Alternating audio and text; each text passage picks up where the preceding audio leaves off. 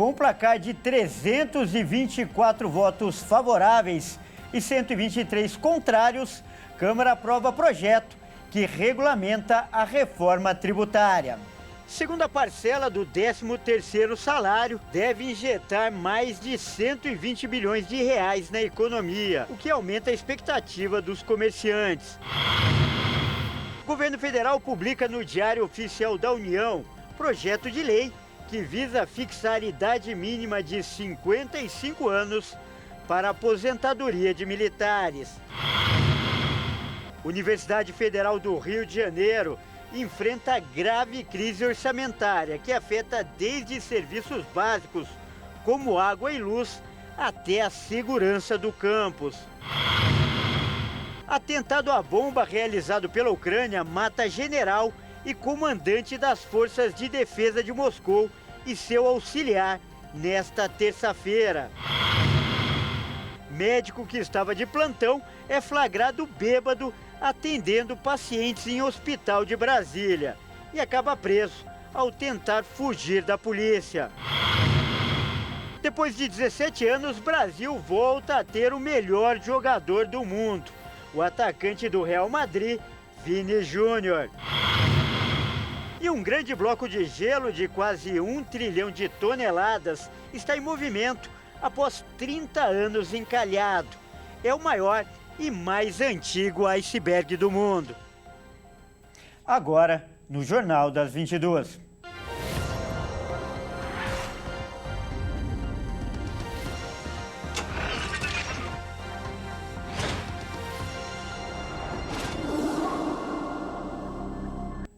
Olá, boa noite, seja muito bem-vindo. E com o placar de 324 votos favoráveis e 123 contrários, foi aprovado um dos textos que regulamenta a reforma tributária. Mas os trabalhos em Brasília não acabaram. O pacote fiscal do governo também está na pauta de votação. O projeto tem o objetivo de gerar uma economia de aproximadamente 70 bilhões de reais até 2026. Vamos então agora direto para Brasília para falar com o nosso repórter, o Ângelo Nascimento, que vai trazer agora mais informações para a gente. Boa noite, Ângelo.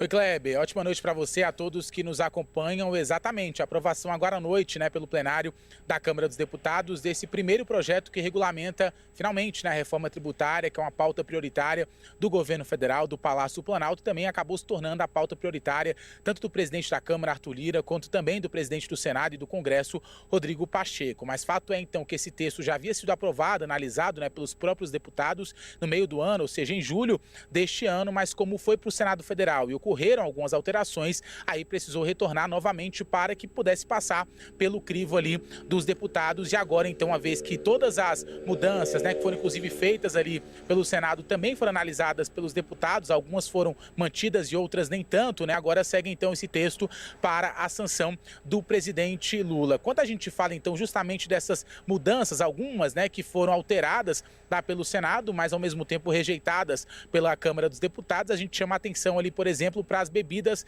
açucaradas, a inclusão, então, dessas bebidas açucaradas no imposto seletivo, também conhecido ali como imposto do pecado. Esse imposto do pecado é justamente em relação àquilo que é considerado produtos considerados nocivos, seja para o meio ambiente ou até mesmo para a saúde. Então, a ideia é justamente de ter esse imposto seletivo para poder desestimular a população da compra desses produtos, Um outro ponto importante também, que também foi descartado ali, o desconto para serviços de saneamento. Quando a gente fala ainda do imposto seletivo, então, a ideia é que ele será de 26,5% mais um percentual a ser definido futuramente. A ideia é que esse imposto, então, seja cobrado desses produtos ou atividades nocivos. O projeto também define que carnes, frangos e peixes terão alíquota zero dentro da cesta básica nacional. Esses itens haviam sido incluídos também durante ali a votação lá em julho na Câmara dos Deputados, em resposta, uma contrariedade, então, dos parlamentares, Arthur Lira, presidente da Casa, e também ao Palácio Palácio do Planalto, por conta daquela discussão em torno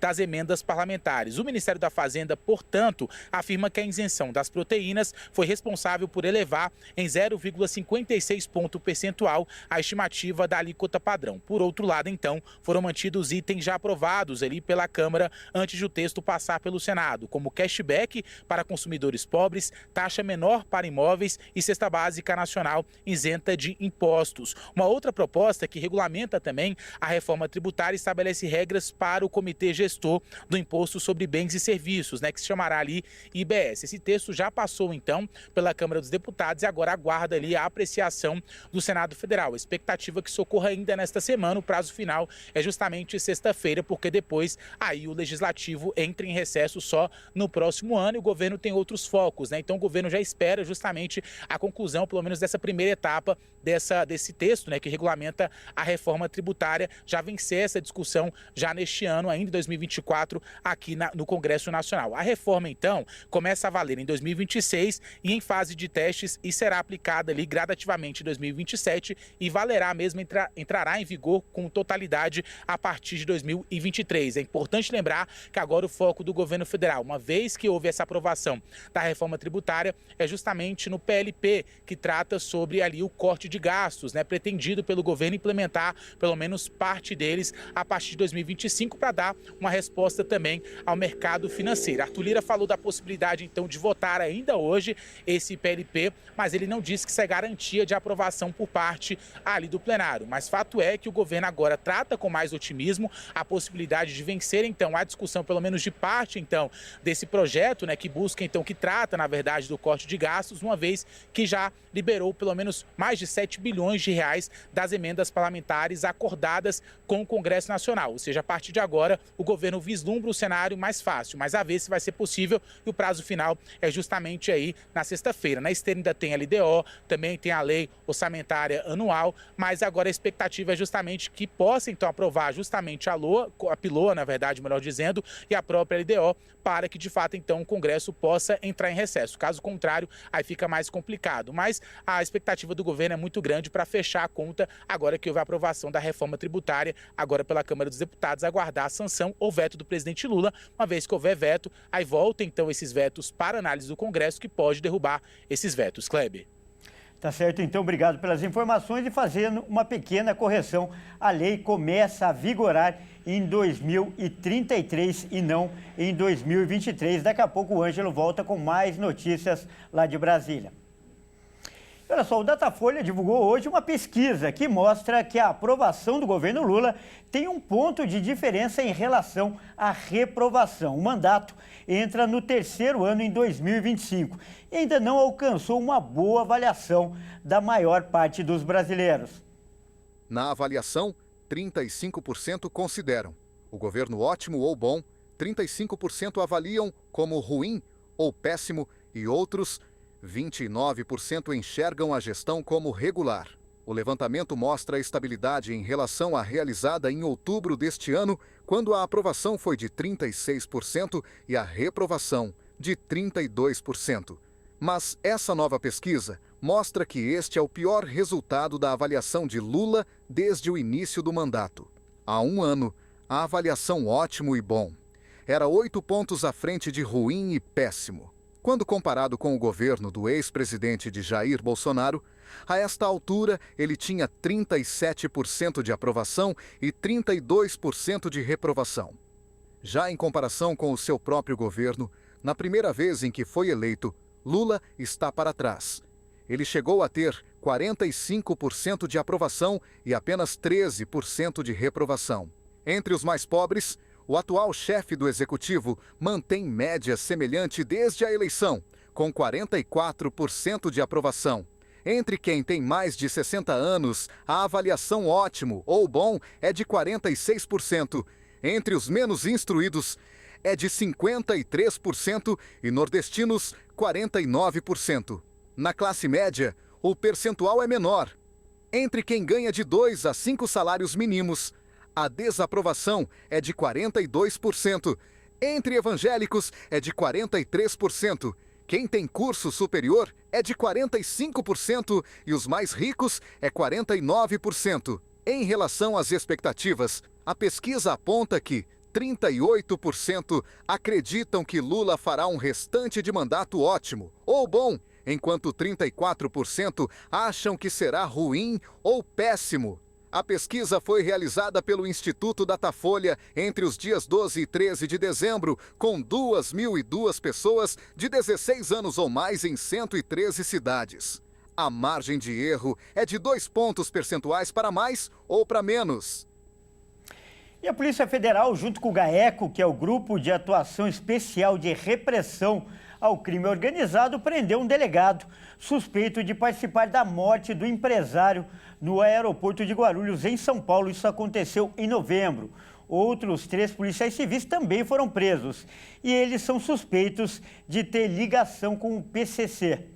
A Operação Tácitos cumpre 8 mandados de prisão e 13 de busca e apreensão em São Paulo e nas cidades de Bragança Paulista, Igaratá e Ubatuba, no litoral e interior do estado. São 130 policiais federais e promotores do Grupo de Atuação Especial de Repressão ao Crime Organizado, o GAECO, com o apoio da Corregedoria nas ruas. Os policiais civis presos são suspeitos de colaborar com o PCC, o primeiro comando da capital, garantindo proteção e facilitando a lavagem de dinheiro, por meio da compra de imóveis através de intermediários ou empresas de fachada. Eles também são suspeitos de desviar bens que deveriam ser apreendidos. Na casa de um dos policiais foram apreendidos R$620 mil, $1.000 e €1.500 em dinheiro vivo. A investigação aponta que a facção, com o apoio dessa organização criminosa, movimentou mais de R$100 milhões desde 2018. Um dos presos foi o delegado Fábio Baena. Ele era responsável por investigar crimes e suspeitos ligados ao PCC. Baena foi um dos citados na delação premiada do empresário Vinícius Gritzbach, assassinado no aeroporto de Guarulhos pelo PCC. A Corregedoria da Polícia Civil já havia afastado o delegado das atividades operacionais da corporação, após ele ter sido mencionado na delação. Outro peixe grande que a operação prendeu foi o investigador Eduardo Monteiro. Ele e Baena cobraram 40 milhões de Gritzbach para retirar o nome dele de um inquérito que investiga a morte de Anselmo Bechelli Santa Fausta, conhecido como Cara Preta. No depoimento à Polícia Federal, antes de sua morte, Gritzbach disse que se negou a pagar para os investigadores. E com isso, a polícia intensificou a investigação após a morte do empresário e conseguiu reunir indícios apontando que a dupla havia cometido os crimes. Mas ainda não há comprovação da ligação dos policiais com a execução de Gritzbach. Mas há uma suspeita sendo investigada. Em nota, a defesa de Fábio Baena afirmou que está indignada e que não há necessidade da prisão. Um dos policiais ainda está sendo procurado pela polícia, Rogério de Almeida Felício, conhecido como Rogerinho. O investigador também foi acusado no depoimento de Gritzbach. Rogerinho roubou 7 relógios que, somados, valem R$700 mil. Os investigados vão responder pelos crimes de organização criminosa, corrupção ativa e passiva, além de ocultação de capitais. As penas somadas podem alcançar 30 anos de prisão. E a Polícia Federal também desarticulou um esquema de tráfico de drogas internacional, que teria movimentado mais de R$2 bilhões em 2 anos.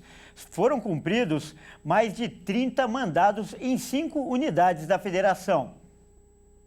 Uma operação da Polícia Federal desativou um esquema de tráfico de drogas dentro e fora do Brasil. Em 2 anos, a quadrilha teria movimentado mais de R$2 bilhões. Segundo as investigações, também foram encontrados indícios da prática de crimes violentos, inclusive contra próprios membros da organização. Os agentes da PF tentam cumprir 32 mandados, sendo 19 de prisão e 13 de busca e apreensão em Goiás, Minas Gerais, Amazonas, Bahia e no Distrito Federal. Além dos mandados, foram expedidos pela 10ª Vara Criminal da Justiça Federal, também foi autorizado o bloqueio das contas de 38 investigados e o cancelamento das atividades de 7 empresas. As investigações começaram em abril do ano passado, com a apreensão de 1,5 toneladas de drogas e 5 fuzis, pela Polícia Civil do Amazonas. Segundo a corporação, os entorpecentes seriam enviados para a capital federal. Além dos mandados cumpridos no Brasil, a Polícia Federal solicitou a inclusão de um dos suspeitos na lista vermelha da Interpol. Para a corporação, os alvos da operação movimentavam os recursos dos suspeitos inclusive realizando a remessa de valores à Colômbia, onde reside um dos investigados, para pagamento das drogas. Outro investigado é apontado como um dos líderes de uma facção criminosa na região Nordeste, mais especificamente nos estados da Bahia e de Sergipe. E veja a seguir, o governo federal publicou no Diário Oficial da União o projeto de lei que fixou a idade mínima para aposentadoria de militares. E você vai ver também, mais de 120 bilhões de reais serão injetados na economia com a segunda parcela do 13º salário.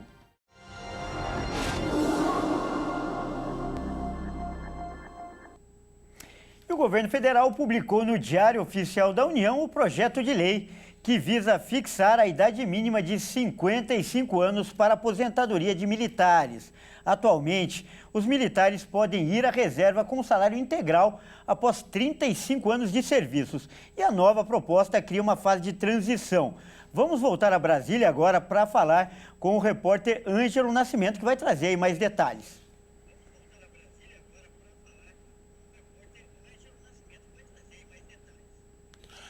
Olha, Kleber, é o seguinte, né? Tem esse detalhe importante, então, da transição dos militares, que era um impasse que existia ali com as Forças Armadas e o Palácio do Planalto e também o próprio Ministério da Justiça, responsável por elaborar essa proposta, mas tem também uma outra questão em relação ao salário, né, recebido pelos militares. Principalmente, então, ponto importante dessa nova proposta é justamente sobre aqueles militares, né, que possam ter sido condenados pelo cometimento de algum crime, porque atualmente, então, a regra prevê justamente a transferência desse valor para os familiares, uma vez que esse militar perca também a própria patente e seja até mesmo preso, né? A nova proposta, então, a família vai receber apenas um auxílio reclusão de valor equivalente à metade da pensão a que ele tinha direito. O pagamento, então, segundo essa proposta, cessará a partir do dia seguinte em que o ex-militar for posto em liberdade, ainda que condicionalmente, né? Agora a proposta também reacende um debate que já ocorre ali nos bastidores das Forças Armadas, que é justamente sobre a situação do ex-presidente Jair Bolsonaro, que pode ser condenado, né, pelo Supremo Tribunal Federal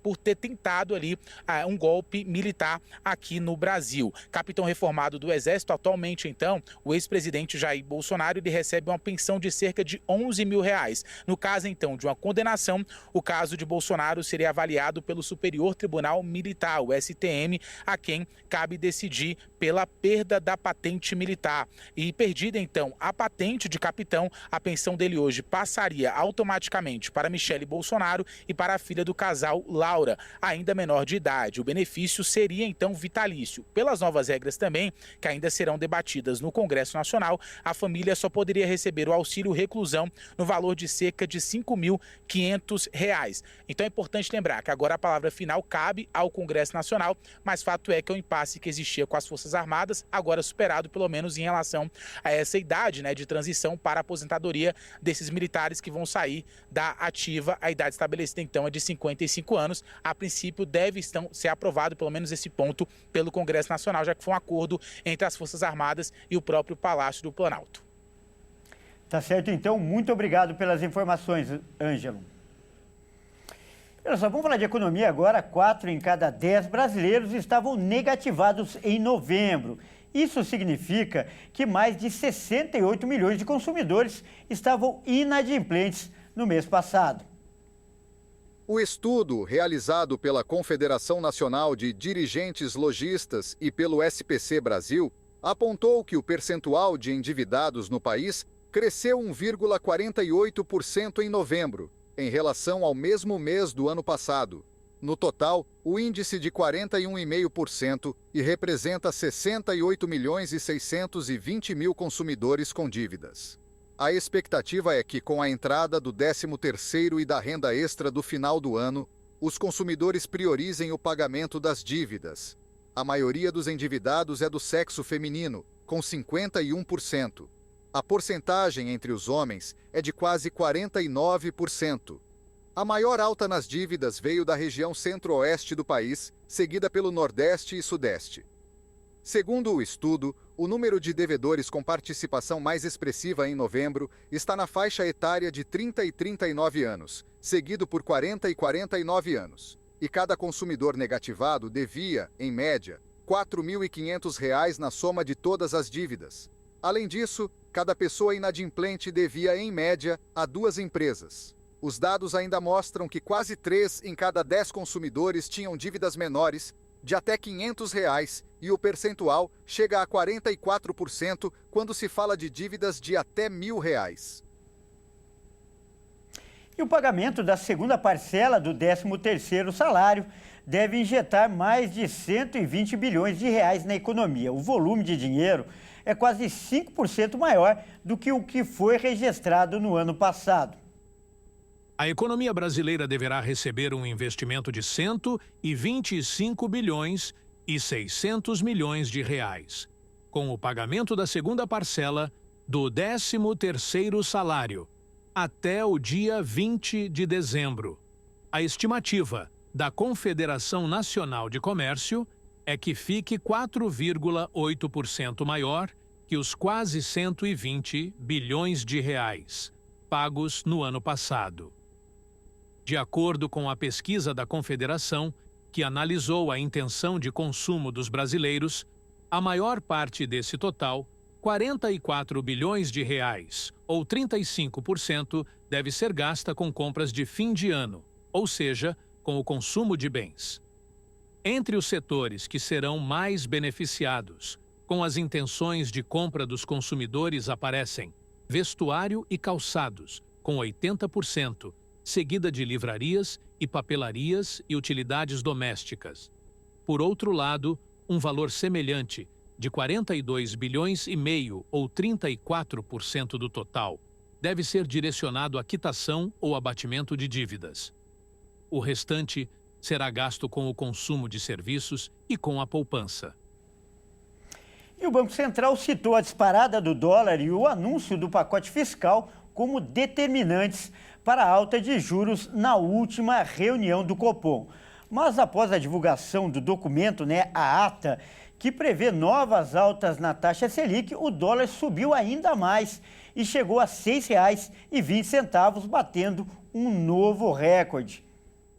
Na semana passada, a reunião do Copom resultou na elevação da taxa Selic pela 3ª vez seguida, agora para 12,25% ao ano. A alta foi de 1 ponto percentual. O Banco Central indicou 2 novos aumentos da mesma magnitude no começo de 2025, que se caracteriza como um choque de juros na economia. A justificativa para a alta foi a disparada do dólar, que chegou a operar acima de R$ 6 nas últimas semanas, em conjunto com a percepção dos agentes econômicos sobre o anúncio do pacote fiscal. O Banco Central também mandou um recado à equipe econômica do governo, que a política para as contas públicas deve ser harmoniosa com a política de juros para evitar um aumento maior da taxa Selic. Nesta segunda, o Banco Central decidiu fazer um leilão de linha de 3 bilhões de dólares, um tipo de empréstimo e vendas de 1 bilhão e 600 milhões de dólares no mercado à vista para tentar conter a alta da taxa de câmbio. Mesmo assim, a taxa de câmbio fechou com um novo recorde, R$ 6,09. O mercado reagiu mal ao pacote do governo, porque além dos cortes de gastos esperados, foi anunciado o aumento da faixa de isenção do imposto de renda das pessoas físicas para até R$ 5.000. Segundo analistas, a ampliação da faixa de isenção favorece 32% dos trabalhadores que ganham acima de 2 salários mínimos. Apesar dessa reação, a medida ficou para o ano que vem e, com isso, não poderia ter afetado a economia. E como a gente viu, a moeda americana começou o dia em alta nesta terça-feira, batendo um novo recorde durante o dia e chegando a R$ 6,20. Em um dia turbulento no mercado financeiro. Para tentar conter a alta do dólar, o Banco Central realizou um segundo leilão à vista no começo da tarde e vendeu um total de 2 bilhões e 15 milhões de dólares. O dólar, então, encerrou o dia perto da estabilidade, com uma leve alta de 0,02% e terminou cotado em R$ 6,09. A Bolsa de Valores, por sua vez, avançou, chegando a um avanço de 0,92% aos 124.000 698 pontos.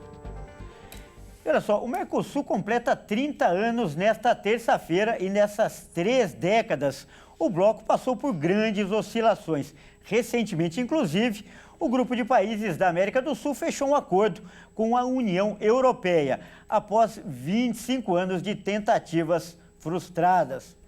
A origem do Mercosul é o Tratado de Assunção, de 1991, em que os países membros se comprometeram a formar o bloco. Há 30 anos, em 17 de dezembro de 1994, o Protocolo de Ouro Preto reconhecia sua personalidade jurídica de direito internacional e dava ao grupo competência para negociar acordos. A dinâmica do comércio internacional passou por mudanças desde a assinatura do protocolo e parece se encaminhar para um período de maior protecionismo a partir do ano que vem, com a volta de Donald Trump à Casa Branca. A expectativa é de que o país cresça acima da média da América Latina alta, de 3,8% para o Produto Interno Bruto, ante os 2,1% esperados para a América Latina, segundo o Fundo Monetário Internacional, em meio aos contrários contra o acordo fechado entre o bloco do Mercosul e a União Europeia. Itália, Polônia e França se recusam a apoiar a abertura de livre comércio entre os dois blocos. A primeira-ministra Giorgia Meloni disse nesta terça-feira que a Itália não apoiará o acordo comercial entre a União Europeia e o Mercosul, finalizado este mês, a menos que seja ajustado de acordo com as solicitações de Roma. A líder italiana falou antes de uma cúpula da União Europeia em Bruxelas, também pediu uma discussão sobre a possível emissão de títulos comuns da União Europeia para financiar os gastos com defesa. A seguir, número de vítimas do ciclone Chido ainda é desconhecido, mas autoridades estimam que possa ser perto de 1000. E você vai ver também, atentado à bomba realizado pela Ucrânia mata o general das Forças de Defesa de Moscou.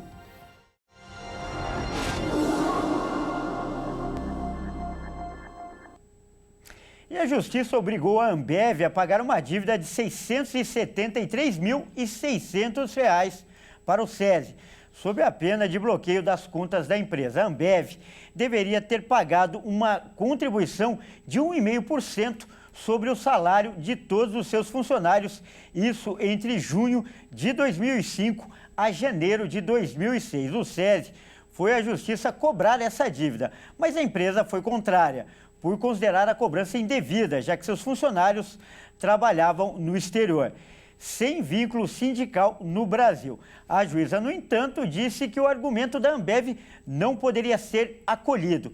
Em nota, a Ambev disse que respeita a decisão e todos os valores serão pagos. E olha só, a Universidade Federal do Rio de Janeiro sofre com cortes que afetam a estrutura e os serviços. Em 2023, uma marquise desabou, comprometendo algumas salas de aula. A universidade foi fundada em 1920 e é pioneira no Brasil. A Universidade Federal do Rio de Janeiro enfrenta uma grave crise orçamentária que afeta desde serviços básicos, como água e luz, até segurança dos campos.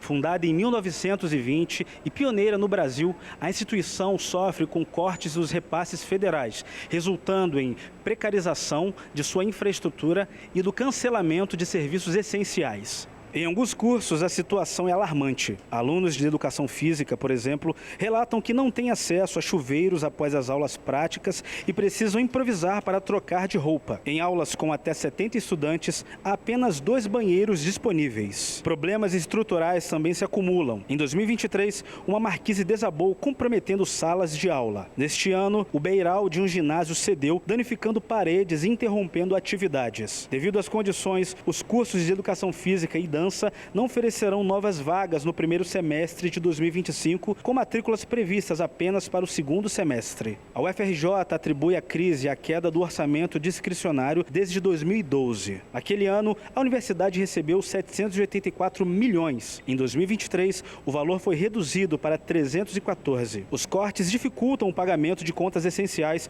como energia elétrica, água e alimentação, forçando a direção a priorizar dívidas. Em resposta à precarização nas universidades federais, o governo federal anunciou um programa de aceleração do crescimento de 5,5 bilhões para o setor, mas o impacto ainda não é sentido de forma significativa. O número de vítimas do devastador ciclone Chido ainda é desconhecido, mas as autoridades do território francês Mayotte estimam que possa ser perto de 1.000. Até o momento, foram identificadas 50 vítimas fatais. O presidente francês Emmanuel Macron chefiou, na noite de segunda-feira, uma reunião de crise na qual qualificou a situação como uma tragédia e prometeu visitar Mayotte em breve. O ministro do Interior, Bruno Retailleau, o funcionário de maior escalão do governo, ao visitar a ilha após o ciclone, disse que o país está completamente devastada, com 70% dos seus habitantes afetados. Ele anunciou que nos próximos dias devem chegar 400 policiais para reforçar os 1.600 guardas e policiais já presentes no território, mas esclareceu que até o momento não houve saques. O ciclone Chido é o mais recente de uma série de tempestades provocadas pela mudança climática no mundo. Dizem os especialistas, Mayotte é a região mais pobre da França, com 1/3 da população habitando áreas precárias. Chido atingiu também Moçambique e deixou um rastro de destruição no país. A Comissão Europeia anunciou nesta terça-feira uma investigação sobre a suposta interferência externa nas eleições romenas. A Lei de Serviços Digitais obriga as grandes empresas tecnológicas a proteger os usuários europeus e reprimir o conteúdo ilegal. A União Europeia anunciou uma investigação sobre o TikTok depois de acusações de que a Rússia utilizou a rede social para influenciar no resultado das eleições presidenciais da Romênia, que foram anuladas logo depois das denúncias. A Comissão Europeia abriu um procedimento por suposta infração da Lei de Serviços Digitais em relação com a obrigação da rede social de avaliar e mitigar adequadamente os riscos relacionados à integridade eleitoral. Ursula von der Leyen, líder do braço executivo do Bloco Europeu, afirmou que é preciso proteger as democracias de qualquer tipo de ingerência estrangeira. A Lei de Serviços Digitais obriga as grandes empresas tecnológicas a proteger os usuários europeus e reprimir o conteúdo ilegal. O candidato de extrema-direita Calin Georgescu foi eleito em primeiro turno nas presidenciais romenas de 24 de novembro, um resultado inesperado.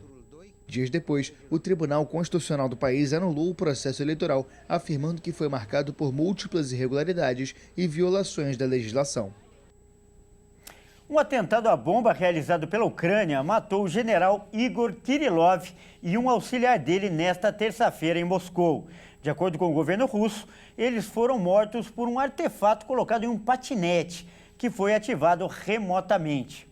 O comandante das Forças de Defesa Radiológica, Química e Biológica, o general foi o oficial mais graduado das Forças Armadas Russas, assassinado desde o início da guerra. Ontem, ele foi denunciado em Kiev pelo Serviço de Segurança da Ucrânia pelo uso de armas químicas no conflito. Ele também já havia sofrido sanções da Grã-Bretanha pela mesma acusação. Anteriormente, o general Kirillov havia acusado a Ucrânia de envolvimento no desenvolvimento de armas biológicas e químicas. Desde o início da guerra da Ucrânia, Kirillov vinha regularmente realizando briefings no Ministério da Defesa, ganhando notoriedade com acusações contra os Estados Unidos e a Ucrânia de desenvolver laboratórios com armas biológicas em Kiev. Em agosto de 2023, por exemplo, o general russo declarou que os Estados Unidos teriam criado um departamento de preparação para pandemias e estavam preparando uma nova pandemia através de vírus mutantes. Em dezembro do mesmo ano, Kirillov afirmou que novos documentos foram encontrados em laboratórios ucranianos, indicando a natureza perigosa das atividades biológicas do Pentágono. Não é a primeira vez durante o conflito com a Ucrânia que militares ou figuras públicas russas que apoiavam a guerra foram alvos de atentados à bomba. Um dos casos mais notórios foi a morte da filha do ideólogo Alexander Dugin, Daria Dugina, em agosto de 2022, durante a explosão de um carro. Em abril de 2023, o blogueiro militar pró-Kremlin, Mashin Fomin, foi morto numa explosão em um café de São Petersburgo.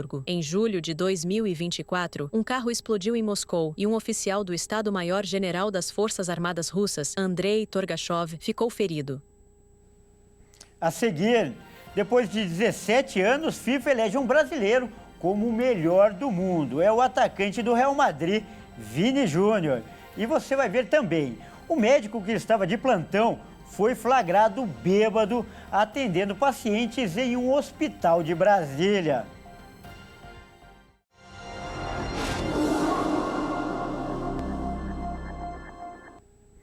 Um novo estudo apontou que o calor extremo pode representar maior ameaça para os jovens do que para os idosos. Em contrapartida, o frio afeta as pessoas mais velhas. Um estudo publicado na revista científica Science Advances revelou que, até o final do século, o impacto mortal do calor extremo pode atingir mais os jovens do que os idosos. A pesquisa, baseada em dados de mortalidade do México, indica que em cenários de aquecimento global de pelo menos 2,8 graus, acima dos níveis pré-industriais, pessoas com menos de 35 anos estarão mais vulneráveis aos efeitos do calor extremo do que adultos mais velhos. Os cientistas analisaram informações de mortes registradas entre 1998 e 2019, comparando as idades das vítimas às condições climáticas da época. Foi descoberto que 3 em cada 4 mortes relacionadas ao calor do período ocorreram em pessoas abaixo dos 35 anos.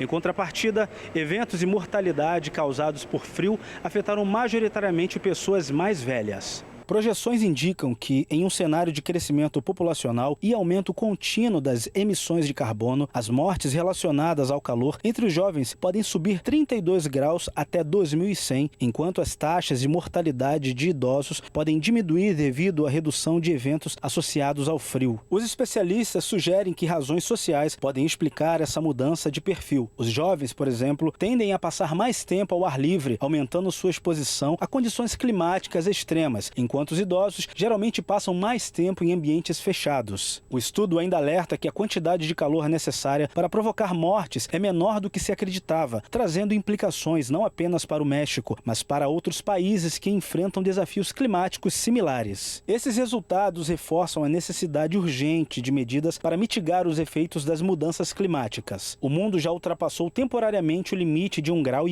estabelecido pelo Acordo de Paris, e os custos humanos e sociais do aquecimento global podem ser mais graves do que o estimado. E o Brasil voltou a ter o melhor jogador do mundo depois de 17 anos.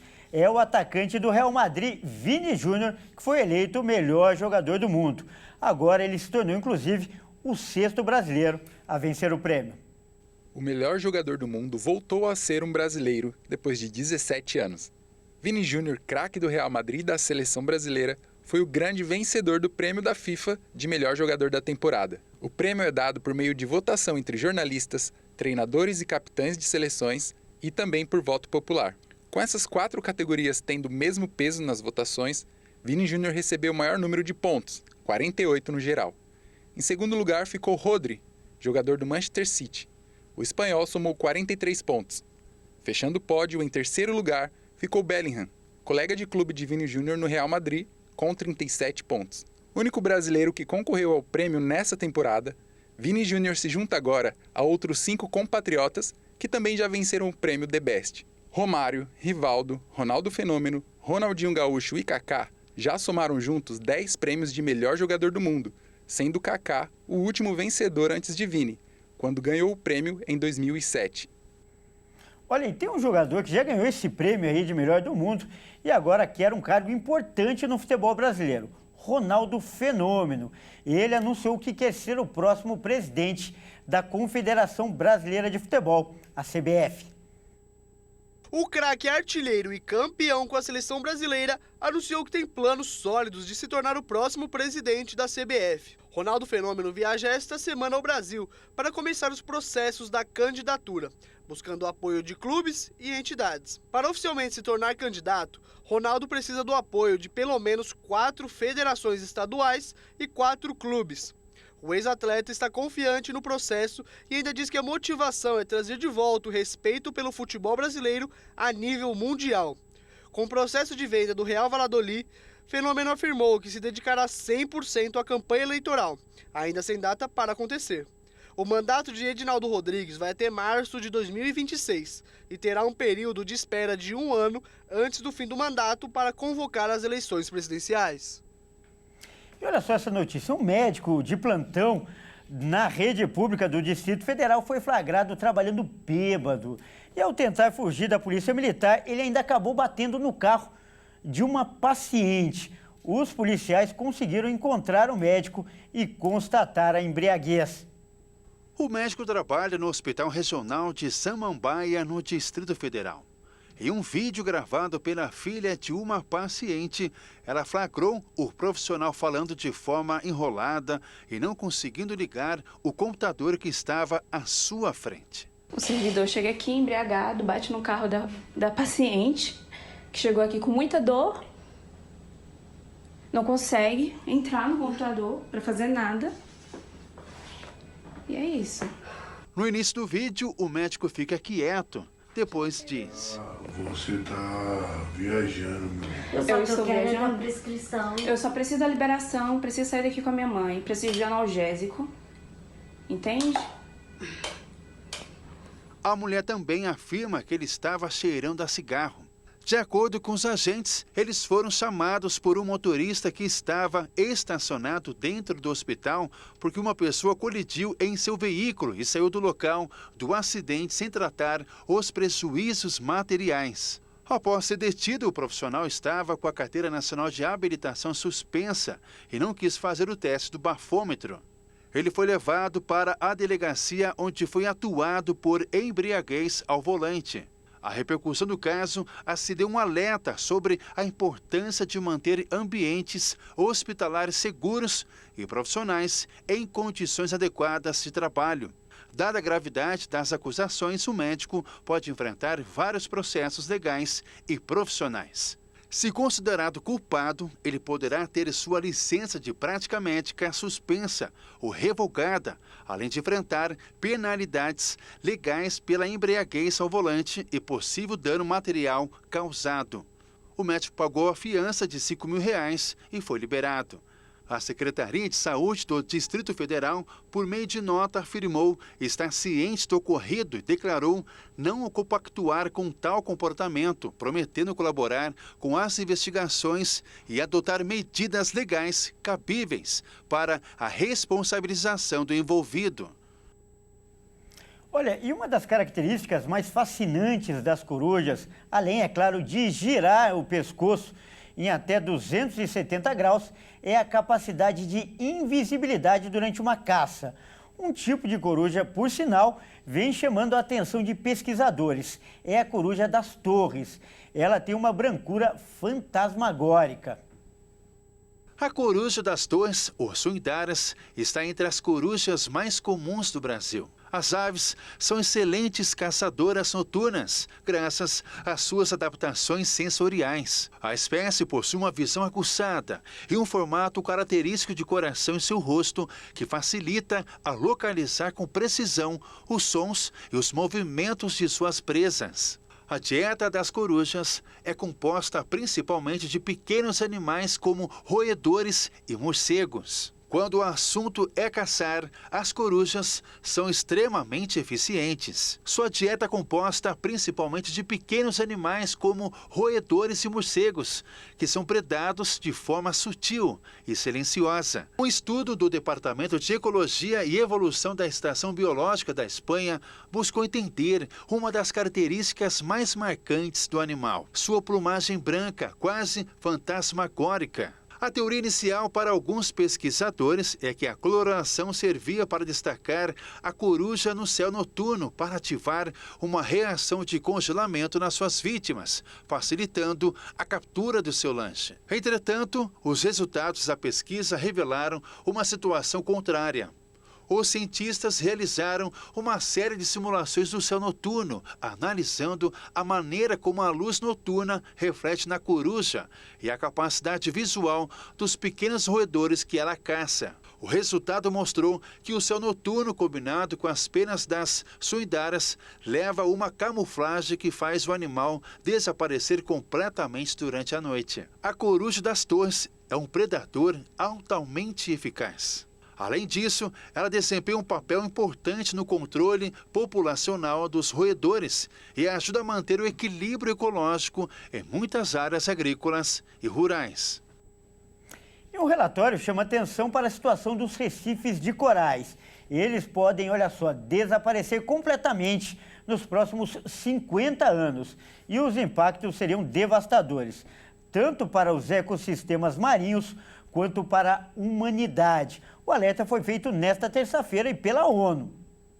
Os recifes de corais ocupam menos de 1% do fundo do oceano, mas são responsáveis por abrigar mais de 25% de uma grande variedade de espécies marinhas, incluindo peixes, crustáceos e moluscos.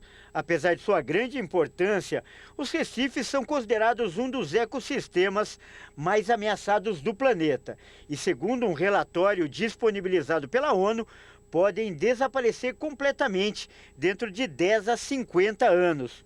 O documento revela a interação entre a perda da natureza, o aquecimento global, as ameaças à água marinha e o papel central das atividades humanas na geração das crises. As principais ameaças aos recifes são o aumento da temperatura dos oceanos, a poluição, principalmente de plásticos e produtos químicos, a pesca excessiva e destrutiva. A natureza é o sustento de mais da metade da economia global. Mas, de acordo com o relatório, os governos gastam muito mais na sua destruição do que na conservação. Segundo especialistas, os combustíveis fósseis, a agricultura e a pesca podem custar até 25 trilhões de dólares por ano, o equivalente a 1/4 do PIB mundial investido em ações prejudiciais ao planeta, enquanto para a preservação são destinados apenas 200 bilhões de dólares. A destruição dos corais pode levar à extinção de muitas espécies marinhas. Além disso, eles atuam como uma barreira natural que protege as áreas costeiras de tsunamis e ciclones. No mês passado, a Conferência da ONU sobre Biodiversidade reuniu os líderes das potências globais para discutir sobre a crise. Entretanto, não houve um acordo. Uma nova reunião entre as nações ocorrerá em fevereiro do ano que vem para quebrar o impasse e ampliar o financiamento para a biodiversidade. O maior e mais antigo iceberg do mundo está em movimento após 3 décadas encalhado. O grande bloco de gelo tem quase 1 trilhão de toneladas e agora está à deriva no Oceano Antártico e segue numa lenta jornada para o norte do planeta. Um grande bloco de gelo desprendido das geleiras e que flutua sobre a superfície dos oceanos. O maior iceberg do mundo surgiu na década de 80, mas devido à sua profundidade, ficou encalhado no Oceano Antártico por mais de 30 anos. Nomeado de Colosso A23A, o bloco de gelo tem mais que o triplo da área urbana da cidade de São Paulo e pesa quase 1 trilhão de toneladas. Nos últimos meses, o iceberg ficou preso numa espécie de cilindro de água em rotação, formado por montanhas submersas. Segundo o Instituto de Pesquisa Polar Britânica, o A23A foi liberto da rotação e agora está à deriva no Oceano Antártico, indo em direção ao norte. A previsão é que o iceberg continue sua jornada até regiões de águas mais quentes, onde será separado em icebergs menores e, por fim, derreter. Os cientistas estão acompanhando os possíveis impactos que o bloco de gelo terá no ecossistema marinho e que tipo de vida pode surgir ao seu redor.